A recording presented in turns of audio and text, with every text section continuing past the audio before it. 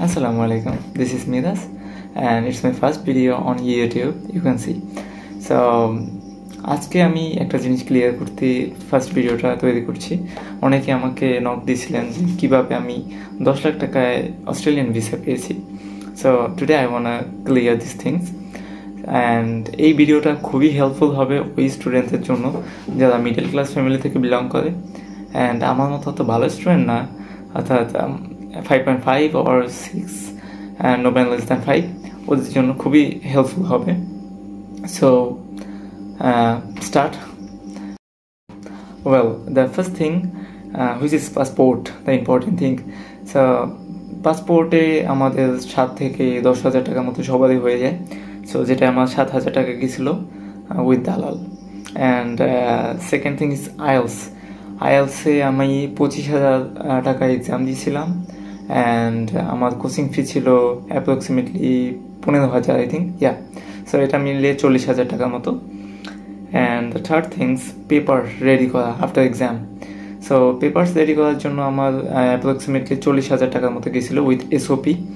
So এটা তো SOP and GS, yeah. So আমার 40,000 টাকা গেছিলো।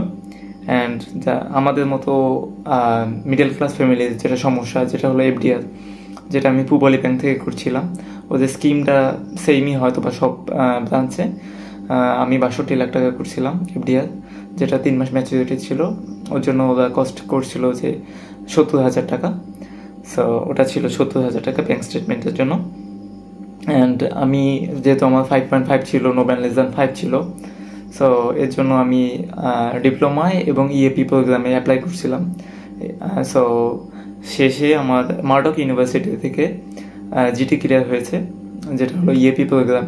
And I choose EAP program cause আমার এক হলো টাকা বেশি ছিল না, কম বাজেটেই যাওয়ার ইচ্ছে ছিল। সো যার কারণে আমি ইএপি প্রোগ্রাম চুজ করি।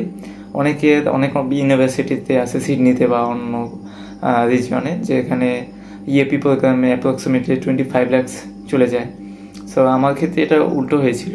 লাইক আমি শুধু মার্ডকে, এটা হয়তো শুধু মার্ডকে এই বিষয়টা আছে, যেটা হলো শুধু আপনি ইএপি প্রোগ্রামে অ্যাপ্লাই করলে শুধু ইএপি ফি দিতে হবে, অন্য কিছু টাকা দেওয়া লাগে না, অর্থাৎ আপনার সেমিস্টার ফি দেওয়া লাগছে না। আর হলো আপনার অন্য যে কোনো কস্ট নেই, শুধু আপনি ইএপি প্রোগ্রামের ফি দেবেন, যেটা হলো $47।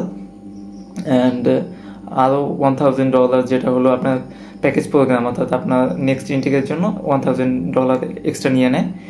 এটা নিয়ে আমার পেমেন্ট করা লাগছিল ইএপি প্রোগ্রামের জন্য 5,15,000 টাকা। অ্যান্ড দ্য হেলথ ইন্স্যুরেন্স, যেটা খুবই ইম্পর্টেন্ট।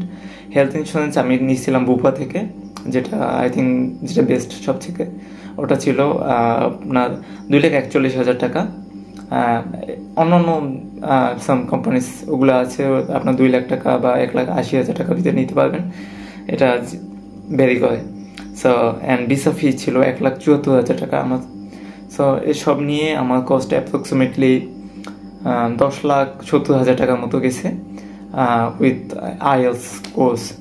সো এটাই ছিল আমার ফুল কস্ট। অ্যান্ড আই থিঙ্ক এটা অনেকের জন্য হেল্পফুল হবে যে এত কমে কীভাবে গেলাম। অ্যান্ড যারা পেয়েছে 5.5 আছে তাদের জন্য বলতে চাই আমি যে যদি পারেন এক্সাম দেন। সো যদি না হয় তাহলে ওয়েলকাম টু মার্ডক, বিকজ মার্ডকে আপনি এই সুযোগটা পাচ্ছেন। অ্যান্ড আরেকটা কথা হলো যে মার্ডকে হলো পার্থে, যেখানে কাজ অর্থাৎ ওয়ার্ক বেশি পাওয়া যাবে না। সো এটা আমি জানতাম, কিন্তু ইএপির পরবর্তীতে 6 মান্থ যদি মেন কোর্সে থাকি, এরপর আমি চেঞ্জ করতে পারবো, এটা আমার মাথায় আছে। সো এর জন্যই আমি ইএপি চুজ করছিলাম মার্ডকে, যে আমি চাইলে হয়তো বা 6 মাস পরে আমি চেঞ্জ করে সিডনিতে চলে যেতে পারবো। কিন্তু ফার্স্ট অফ অল আমাদের যেটা গুরুত্ব দেওয়া হয় যেটা হলো visa. So regional area 100% visa দিচ্ছে রাইট নাও।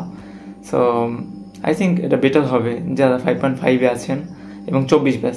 উইদাউট 24 ব্যাচ অনেক এজেন্সি নিচ্ছে না। অ্যান্ড যদি সেলফ অ্যাপ্লিকেন্ট হন তাহলে ট্রাই করতে পারেন অন্যটাও। কিন্তু আমি বলবো যে 24 সালে যদি হয়ে থাকে, 24-এর ব্যাচ এইচএসসি, তাদের জন্য welcome. And September intake is best I think. Thank you so much for watching.